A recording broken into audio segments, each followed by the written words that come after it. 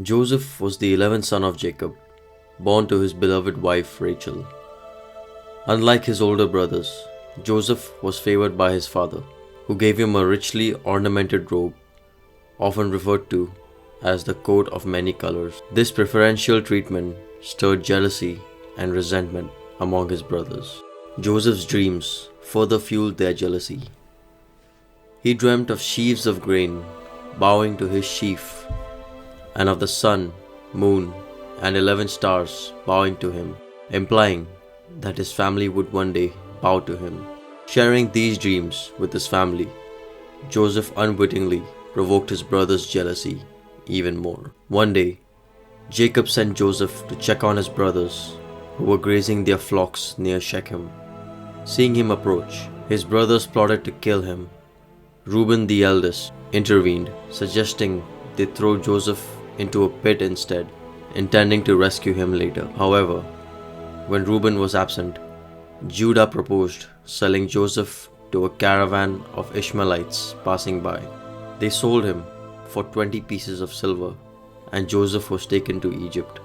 To cover their deed, they dipped Joseph's coat in goat's blood and presented it to Jacob, who mourned his son, believing him to be dead. In Egypt, Joseph was sold to Potiphar, the captain of Pharaoh's guard.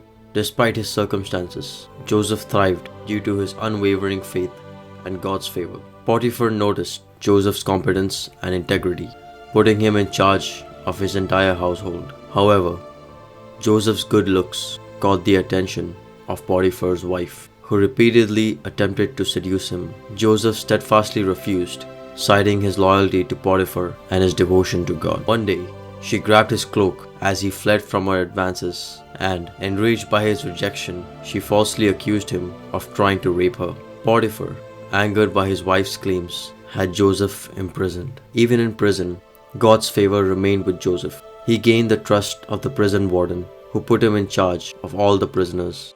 During his time there, Joseph interpreted the dreams of Pharaoh's chief cupbearer and chief baker, who were also imprisoned. The cupbearer dreamt of a vine with 3 branches that produced grapes, which he pressed into Pharaoh's cup. Joseph interpreted this to mean the cupbearer would be restored to his position in 3 days. The baker dreamt of 3 baskets of bread on his head, with 3 birds eating from the top basket. Joseph interpreted this to mean the baker would be executed in 3 days. Both interpretations proved accurate. 2 years later, Pharaoh had 2 troubling dreams. In one, 7 healthy cows were devoured by 7 skeletal cows. In the other, 7 healthy ears of grain were swallowed by 7 thin, scorched ears. None of Pharaoh's magicians or wise men could interpret the dreams. The cupbearer, remembering Joseph, mentioned him to Pharaoh, who summoned him.